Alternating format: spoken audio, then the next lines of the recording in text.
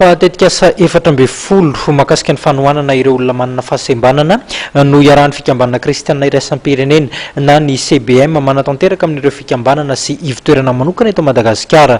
Nisy moa ny atrikasa niarahan'ny CBM tamin'ireo mpiantsehatra miaraka. Tetikasa misy valo tafiditra ao anatin'ny fandaran'asa ho an'ny firenena malagasy ho tanterahan'ny fikambanana kristianina iraisam-pirenena CBM na ny Christopher Blended Mission eo anelanelana ny taona 2012 sy 2012.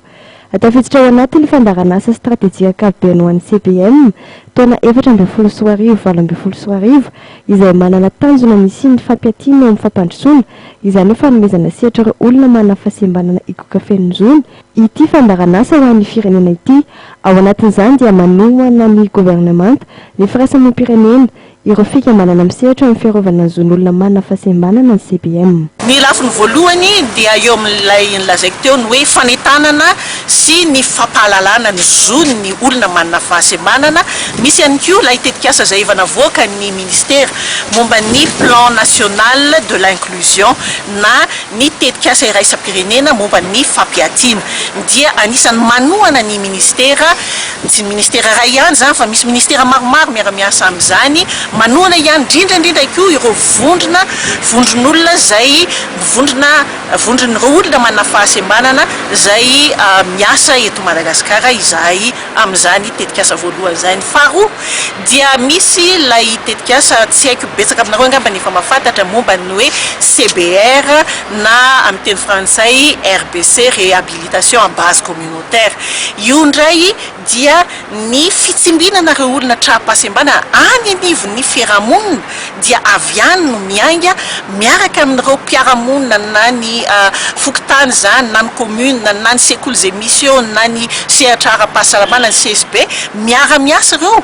Anisan'izay tetikasa zay zany anisan'izay tohan'ny CBM ihany koa. Ny tetikasa fahatelo dia ny ara-pahasalamana.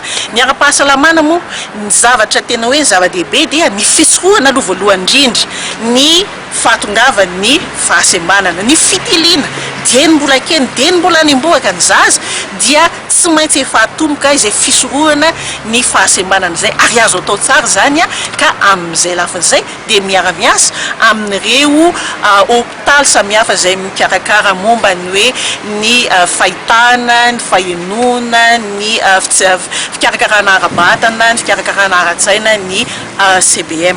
Nanatanteraka atrikasa nentina nandaliny fandaran'asa mpiarana mandritra ny 3 taona iny CBM sy ora-petsehatra voakasika misehatra fandraisana tanana ny olona manana fahasembanana androany teny ny bisa kondrano. Nitarika ny fivoriana tamin'izany nisy solotena totoerana ny CBM Ramatoa Lila Ratsifandrimanana izy izay ny solitoerana Andramatoa Elira Bemiarana ary androany no nanatanterahana ny famindram-pahefana teo amin'ny Rotota. Manatetikasa misy 570 eo anivon'ny firenena 520 ny CBM amin'izao fotoan'izao ka ho an'ny eto Madagasikara manokana dia misy 410 ireo tetikasa andalam-panantanterahana miaraka amin'ny gouvernemanta sy ireo ivitoerana sy sekoly manokana amin'ny sahan'ireo olona manana fahasembanana.